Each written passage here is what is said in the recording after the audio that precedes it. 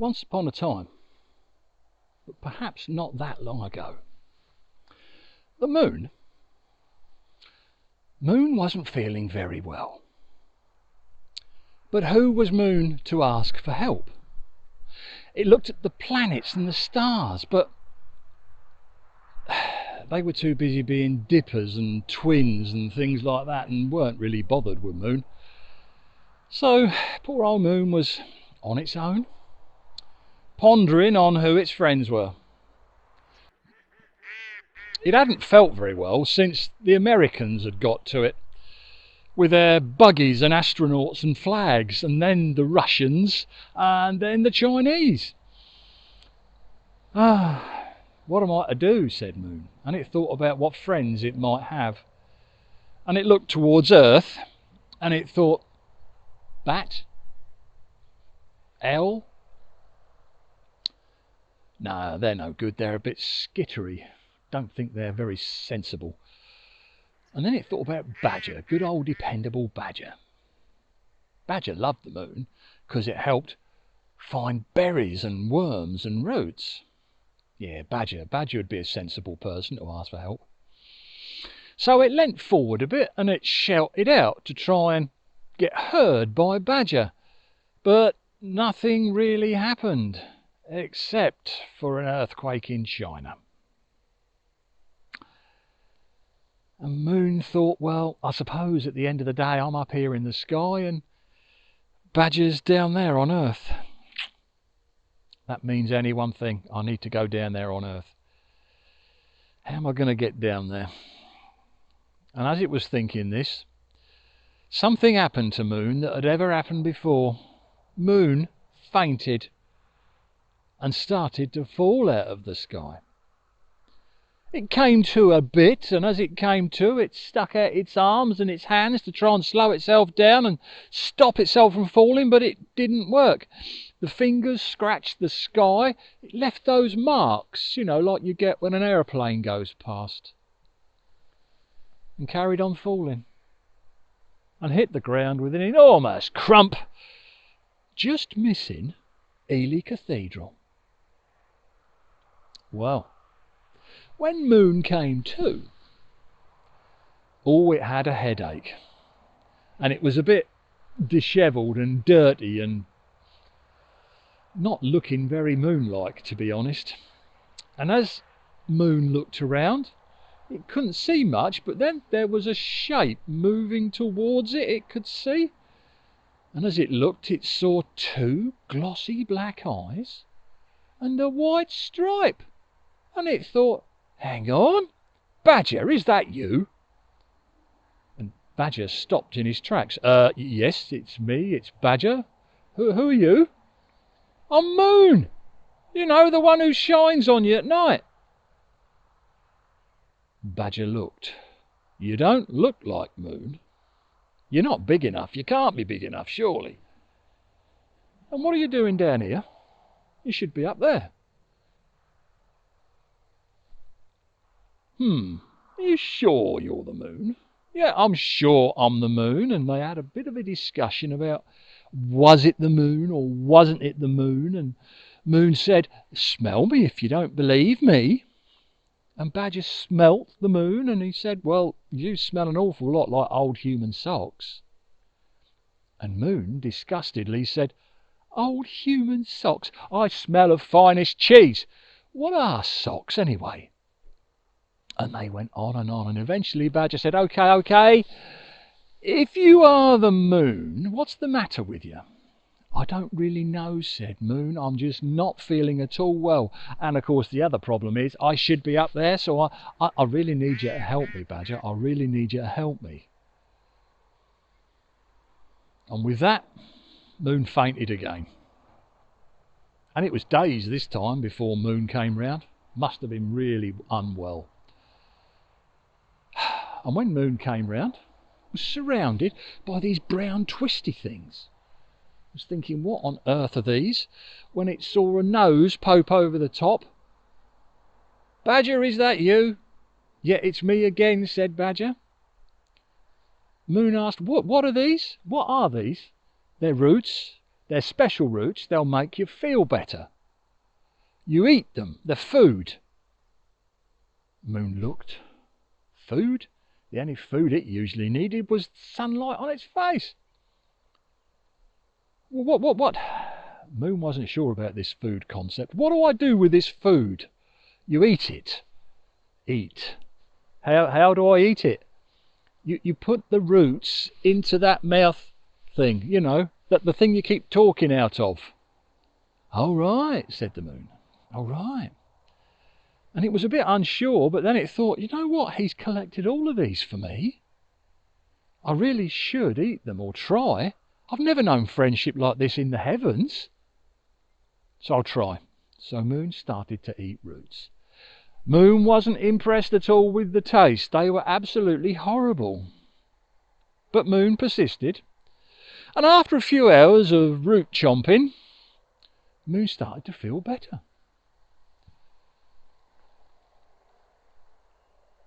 I actually think I might stand up, said Moon.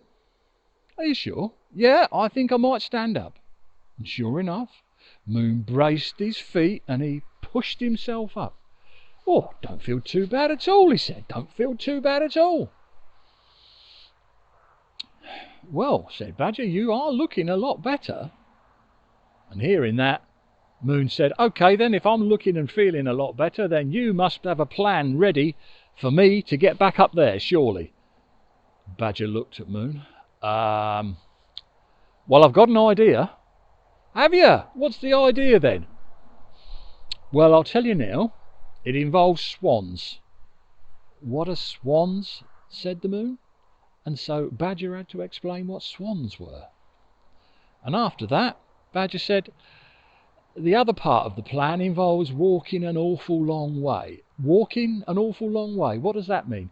Well, one foot in front of another for days and days and days. Oh, said Moon. I think you need to do some more eating, said Badger. We need to build your strength up, and then we'll set off later on today. And that's what they did. Moon ate, and then later on, they set off. They walked over fields, over meadows, and through hedgerows, and through woods, and through ditches, and streams, and rivers. They were half soaked, they were half frozen, and they'd walked all over Will's mother's, just guided by that weak light that Moon was managing to put out. After a few days, Moon was so tired, he said, I can't go another step. We must be there. Are we nearly there yet? Oh, said Badger. I knew this had happened. We're not far off, he said. We're not far off at all. We'll soon be... Well, do you remember where I said we were going? You said something about the 100-foot river and the Ouse washes, said the Moon. That's right, and we're nearly there. They carried on. And a little while later, on the horizon, they saw this straight, dark line. What's that? Said Moon. And Badger had his fingers behind his back, his fingers crossed. I think it's where we're going. And as they got closer and closer, he felt happier and happier because he knew that that was the bank of the 100-foot river beside the Ouse washes. And when they got to the bottom of the bank, they climbed up it, and there they stood. And Badger just looked. He'd seen this a few times before, but Moon had never seen this before. Well, not from on Earth anyway. And he was amazed at the amount of water there was in front of them. Couldn't believe it. What are we going to do now then? We wait for the swans. What do you mean we wait for the swans? Aren't they here all the time? Well, there's some, but not that many. So as they stood there, they watched birds of all different shapes and sizes. There was tall ones and short ones and curly-beaked ones and long-necked ones as well. Some that was pretty colours of pink and gold, and then there was some others that were black and white, and then there were some birds there. They were red, they were. Oh, as their heads were anyway. And they looked. But Moon kept saying, where are the swans? And eventually Moon said, "You have made these up, haven't you? You've got me here on false pretenses." Badger said, "No." And then he looked up because he'd heard a noise, and over their heads came hundreds of swans that came down onto the ewes' washes. And Badger looked at Moon and said, "I didn't make them up." Well, next thing was to get in touch with the swan, so Badger left Moon laying on the bank, and off he toddled down the bank. And he was going through clumps of reeds and rushes and across bits of water, trying to find a swan.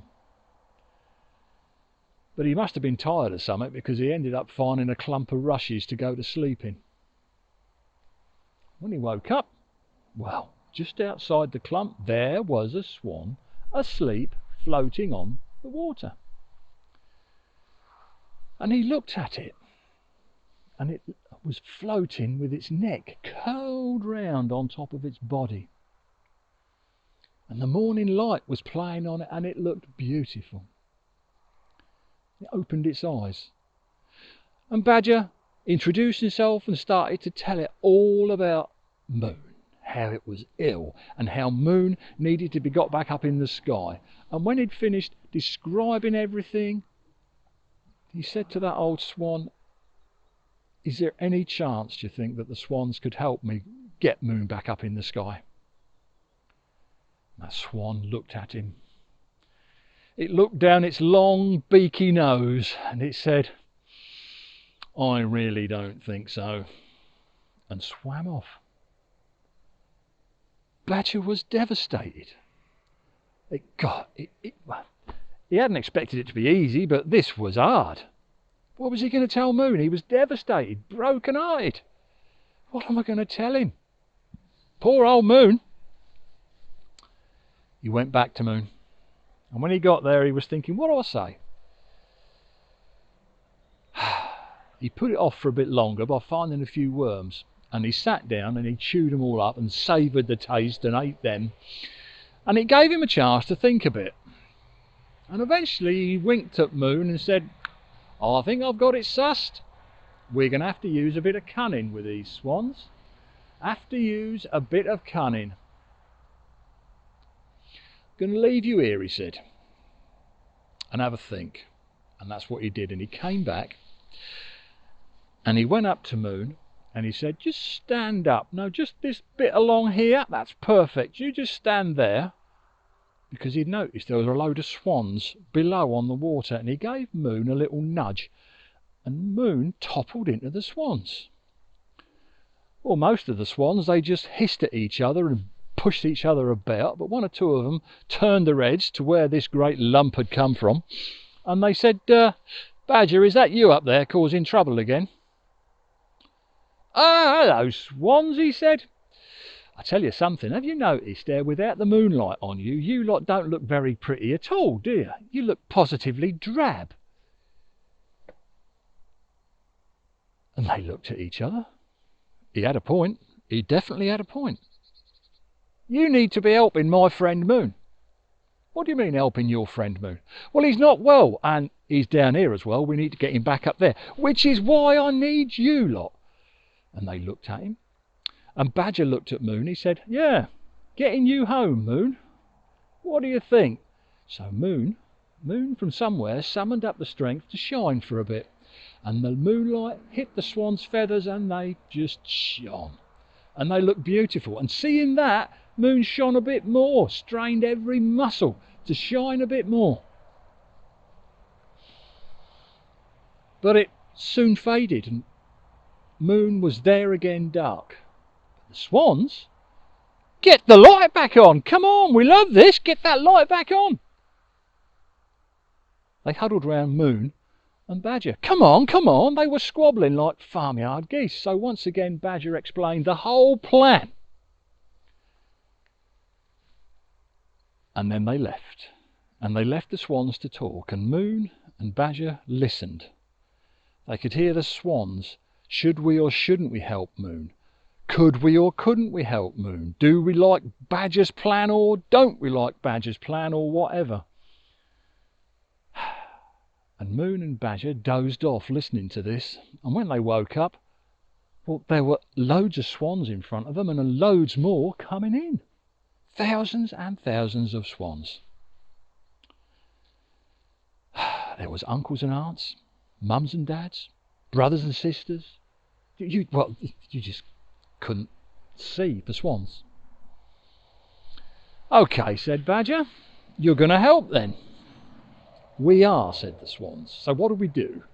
So the next thing Badger did was went and got his friends the spiders, and the spiders came along, and what Badger had them do was spin a silken thread around the moon to make like a silken cradle, a support moon. Then the end of that thread each spider fixed to an individual swan's beak, so they were all joined to that silken cradle. Then, before even Moon had a chance to say to Badger, "Cheerio, mate, I'll see you soon, I'll shine a light on you," the swans all took off as if someone had gone 3, 2, 1, fly. And they flew up and took the tender slack out of those silken threads, and they kept flapping. And slowly, ever so slowly, that silken cradle took off from the ground. Moon couldn't stop glowing. It was fantastic. And as he went higher and higher, he could see the flooded washes. He could see fields and hedgerows and woods and villages and Ely and Cambridge and London and seas and continents and oceans, and then the curvature of the earth. And still the swans kept flying. They had to stop a couple of times because the air was getting a bit thinner and they needed to catch a breath. But they kept going because they knew that if they didn't get Moon back up there, they'd never have moonlight on them at night and look absolutely marvellous.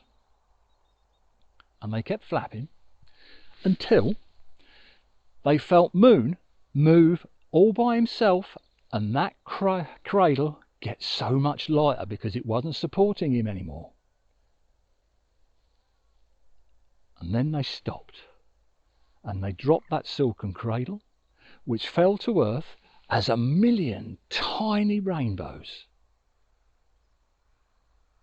Moon floated back up into the sky to the place he'd been since the start of time.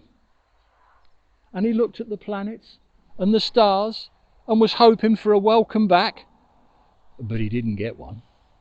But he wasn't worried too much because Moon and Badger were now very good friends, and he would always shine on Badger to help him find berries and worms and roots, and he'd also shine on those swans and the fens because they'd carried him back up there, and he could see by the way they were moving around the fields they were happy, all those little white dots.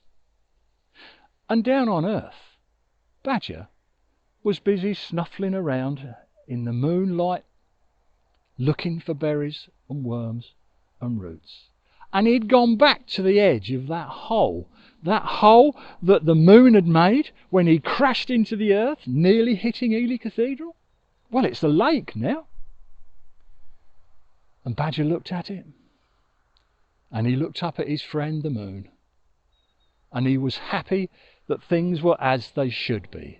The moon was where it should be now and for the rest of time.